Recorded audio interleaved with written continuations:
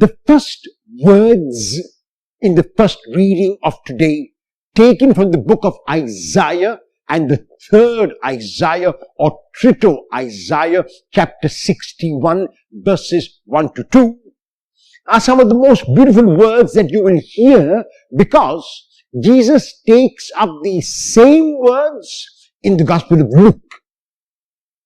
And the words which Isaiah uses, which Jesus reads in the synagogue in Luke chapter 4 are, "The Spirit of the Lord has been given to me, because the Lord has anointed me." And why has the Lord anointed me? He has sent me to bring good news to the poor.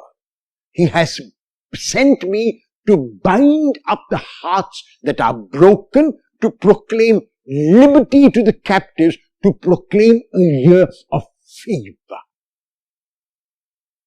Wonderful words to hear.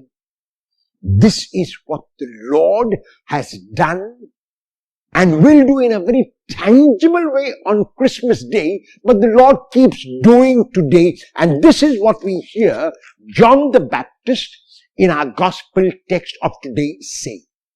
John the Baptist is the man sent by God that we read in the prologue of the Gospel of John, which is our gospel text of today, and also his manifestation. So in the prologue we read that a man was sent by God. And why was that man sent? That man was sent as a martyr.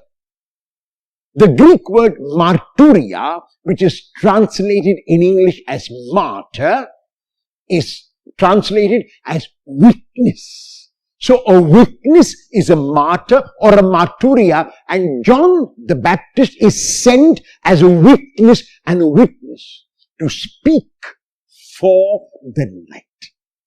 And John is very strong. The evangelist says here that everyone might believe through him. He was not the light.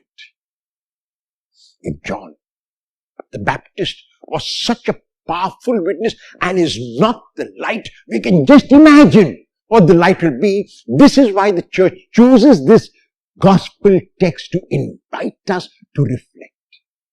We reflect so powerfully on the power of John the Baptist, on his proclamation, on his preaching.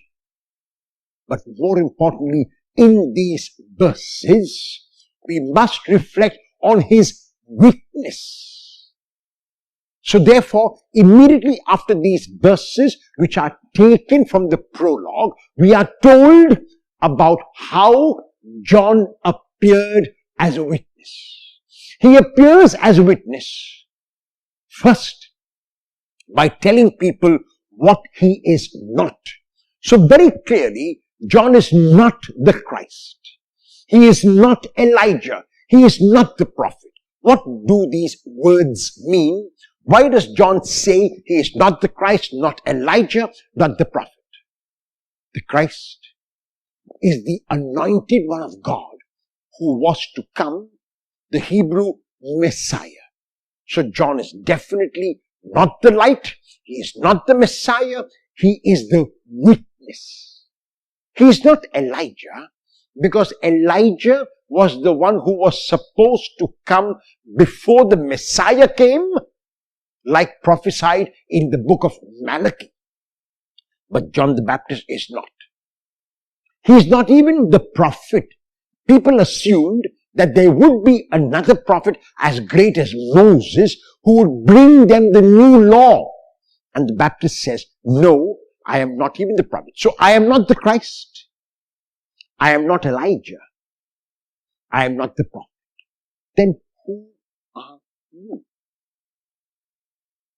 I am, John says, taking a cue from Isaiah, the voice crying in the wilderness, prepare the way for the Lord. And there are two things, therefore, which John brings to our attention. And the first is, he knew exactly who he was and who he was not. He would never usurp the authority of Jesus or another. He would not care to be the Christ because he was not.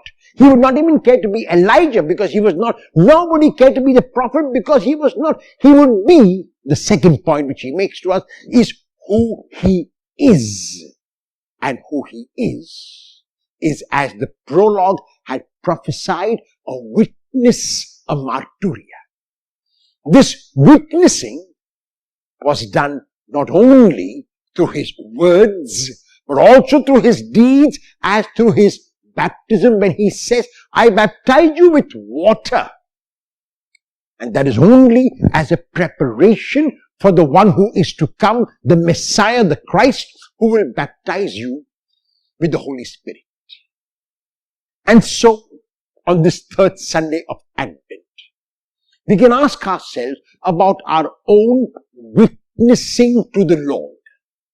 Like the Baptist, each one of us is also sent to be a martyria, to be a martyr, to be a witness on behalf of the Lord. And that requires two things. First, we must know exactly who we are not.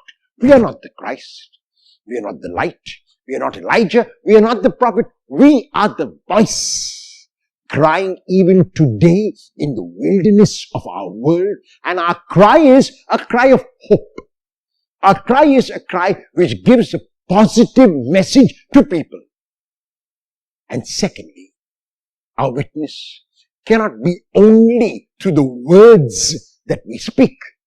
It has to be and must be primarily a witness in action.